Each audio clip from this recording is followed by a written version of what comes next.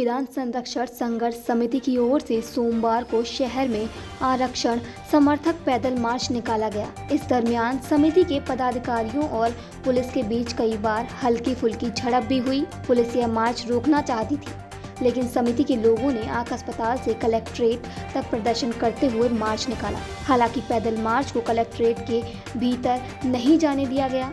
अतिरिक्त मजिस्ट्रेट अनुपम मिश्रा ने कलेक्ट्रेट के गेट पर पहुंचकर ज्ञापन लिया। पैदल मार्च की अगुवाई कर रहे पूर्व मंत्री आर.के. चौधरी ने आई इंडिया से कहा, दलितों व पिछड़े वर्ग के आरक्षण के मुकदमे में भाजपा सरकार ने सुप्रीम कोर्ट में घटिया दलील पेश कर दी।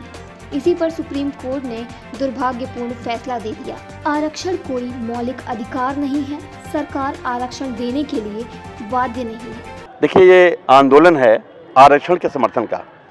भारतीय संविधान संरक्षण संघर्ष समिति इन BS4 द्वारा जब से देश के सुप्रीम कोर्ट द्वारा दलितों के आरक्षण और पिछड़ों के आरक्षण के बारे में टिप्पणी की गई, कोर्ट ने कहा कि आरक्षण कोई मौलिक अधिकार नहीं है, सरकार आरक्षण देने के लिए बाध्य नहीं है, तो निश्चित रूप से गलत संदेश गया।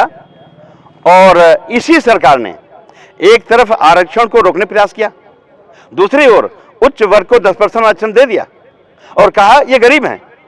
8 लाख तक सालाना आमदनी कमाने वाला उच्च वर्ग आदमी को इस समय पूरे देश के हर तहसीलों से गरीबी सर्टिफिकेट मिल रहा है। इसी सरकार ने तय किया है कि 2.5 लाख से अधिक सालाना आमदनी वाले को इनकम टैक्स देना होगा। इन्हें अगर उच्च वर्ग का है तो एक तरफ इनकम टैक्स दे रहा है, दूसरी तरफ सरकार उसे गरीबी सर्टिफिकेट दे रही है आरक्षण देने के लिए। तो निश्चित तौर पे ये आदेश गलत है, न्याय संगत नहीं है, संविधान के मंशा के अनुरूप नहीं है। बाबा साहब डॉक्टर अम्बेडकर इस देश का संविधान बना के बड़ा खुश थे, सोचा समाज बदलेगा, लेकिन जिस वक्त वो संविधान सभा में बोल रहे थे तो उस वक्त दुखी भी थे। उन्हें कहना पड़ा ये संविधान जो मैं बना रहा हूं चाहे कितना भी अच्छा हो, यदि उसे लागू करने वाले अच्छे नहीं होंगे तो अच्छा संविधान भी बुरा होगा, यदि लागू करने वाले अच्छे होंगे तो ये संविधान अच्छा होगा।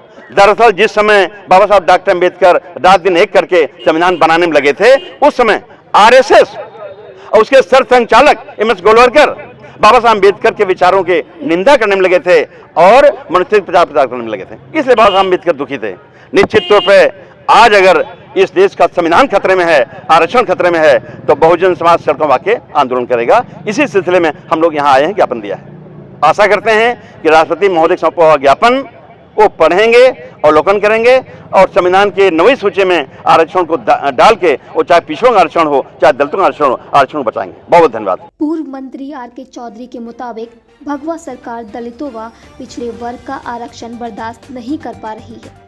इससे साफ है कि सरकार संविधान की मूल भावना के अनुरूप काम नहीं कर रही है। BS4 ज्ञापन के माध्यम से राष्ट्रपति से दलितों और पिछड़ों के आरक्षण को संविधान की नवी अनुसूची में सम्मिलित कराकर आरक्षण पर सरकार के अनावश्यक हस्तक्षेप रोकने की मांग उठाई है।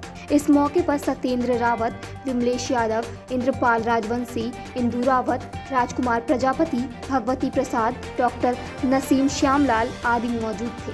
आई इंडिया से विपिन राजवंशी की रिपोर्ट। खबर आपकी, नजर हमारी।